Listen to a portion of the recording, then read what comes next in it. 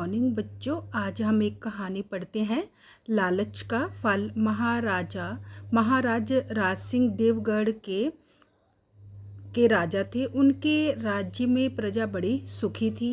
महाराज एक भव्य का अर्थ सुंदर भवन का निर्माण करवाना चाहते थे। उनके राज्य के कुशल शिल्पकार को बुलाकर भवन बनाने का काम सौंप दिया।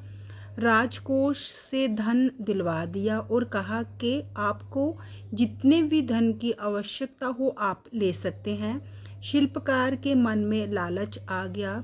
उसने एक साथ 2 भवनों का निर्माण आरंभ कर दिया।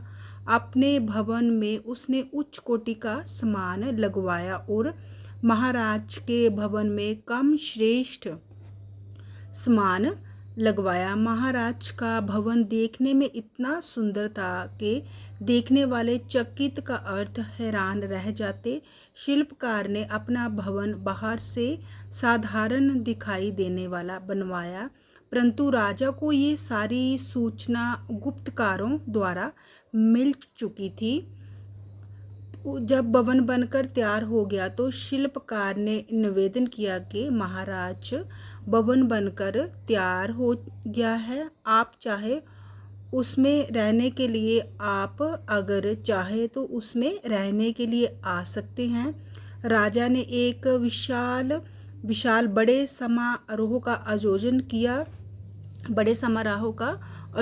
किया और राजा ने कहा कि मैं इस बात के लिए ईश्वर को धन्यवाद देता हूँ कि हमारे राज्य में इतने कुशल बढ़िया शिल्पी हैं। मैं इसकी शिल्पकला से प्रसन्न होकर मैं इन्हें कुछ इनाम देना चाहता हूँ। जो भवन इन्होंने अपने लिए बनवाया है उसे अपने रहने के लिए नियुक्त करता हूँ।